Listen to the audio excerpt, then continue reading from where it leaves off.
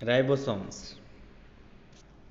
Ribosome की खोज की बात करें तो सर्वप्रथम पेलरे नामक वैज्ञानिक ने 1955 में की थी।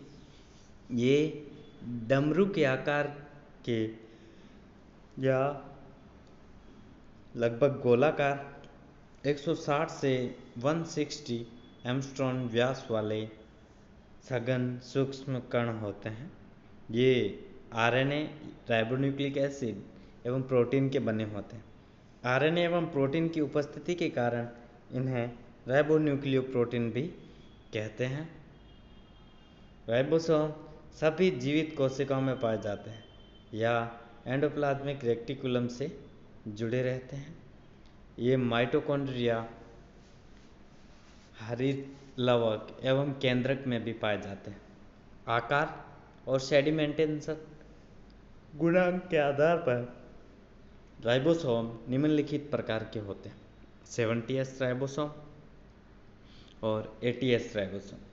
70S राइबोसोम ये आकार में छोटे होते हैं एवं इनका जो अवसादन गुणांक है वो 70S होता है। जो S है उसको स्वेडबर्ग यूनिट भी कहते हैं, जो सेडिमेंटेशन रेट को काउंट करने के काम आता है। ये माइटोकॉन्ड्रिया, क्लोरोप्लास्ट एवं बैक्टीरिया आदि में पाए जाते हैं। 80S राइबोसोम ये आकार में कुछ बड़े होते हैं और इनका सेडिमेंटेशन कोफिशिएंट 80S होता है। ये उच्च विकसित पौधों एवं जंतु कोशिकाओं में पाए जाते हैं। प्रत्येक राइबोसोम लगभग 2 गोलाकार सब यूनिट्स का बना होता है। इनमें एक छोटी एवं एक बड़ी सब यूनिट होती है। ये दोनों सब यूनिट्स एक दूसरे से जुड़कर एक कंप्लीट राइबोसोम का फॉर्मेशन करते हैं। 70S राइबोसोम की बड़ी सब यूनिट 50S तथा छोटी सब यूनिट 30S होते हैं। 80S राइबोसोम की भी बड़ी सब यूनिट 60S एवं छोटी सब यूनिट 40S होती है। कभी कभी अनेक राइबोसोम एक साथ मिलकर एक रचना बनाते हैं जिसे पॉलीराइबोसोम या पॉलीसोम्स कहते हैं। राइबोसोम का मुख्य कार्य अमीनो अम्लों के द्वारा प्रोटीन सिंथेसिस में सहायता करना है। इस कारण राइबोसोम को प्रोटीन की फैक्ट्री भी कहा जाता है। यहाँ पर आप देखिए इसकी साइज है 18 नैनोमीटर और 180 एंगस्ट्रॉम। 70S राइबोसोम पार्टिकल, इसका वेट होता है 2.8। दो सब यूनिट्स है 50S और 30S। 50S के आगे फर्दर इसके अंदर सब यूनिट होती है 5S rRNA और 23S rRNA और 23 प्रोटीन्स, जिसका मोलिकुलर वेट है प्रोटीन्स का है 10,000 होता है और 5S होता है, इसका होता है 10,000 molecular weight. Nucleotide and amino acid building block molecular weight 150 से 300। जो 30S है वो फर्दर डिवाइडेड होती है 16S RNA और 21 प्रोटीन्स। यहाँ पर राइबोसोम की अल्ट्रा स्ट्रक्चर की बात करें तो इसके अंदर आप देख रहे हो ऊपर की तरफ इसका जो हेड है और 30S सब यूनिट है, नीचे की तरफ इसकी है 50S सब यूनिट रहती है। 30S सब यूनिट के अंदर हेड और सेंट्रल प्रोट्रूबरेंस होता है और नीचे 50S सब यूनिट है वो स्थित रहते हैं।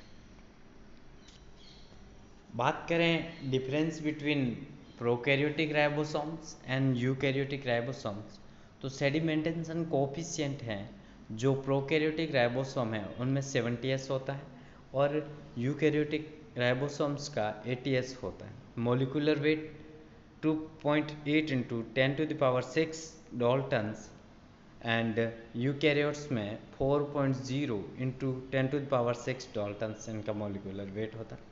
Size 18 nanometer in prokaryotes and 20 to 22 nanometer in eukaryotes. Larger subunit 180 angstrom in prokaryotes and eukaryotes it's 200 to 220 Armstrong, and the sedimentation coefficient 50s and 60s. Molecular weight 1.8 into 10 to the power 6 Daltons, and in eukaryotes 2.7 into 10 to the power 6 Daltons. And types of RNA 23S and 5S.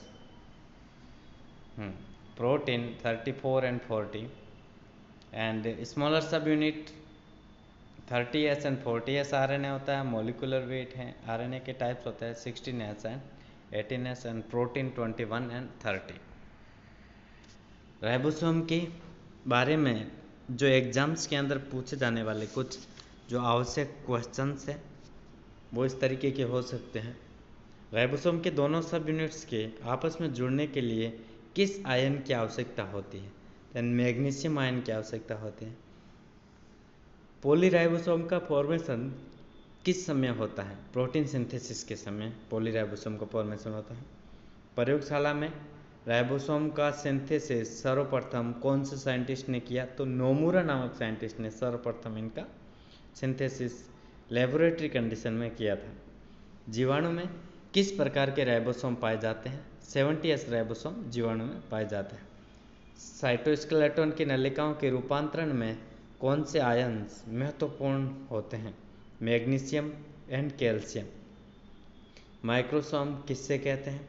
कोशिका का वह भाग जिसमें कुछ membranes विशेष रूप से endoplasmic reticulum के टूटे भाग और राइबोसोम्स होते हैं, माइक्रोसोम कहलाता है.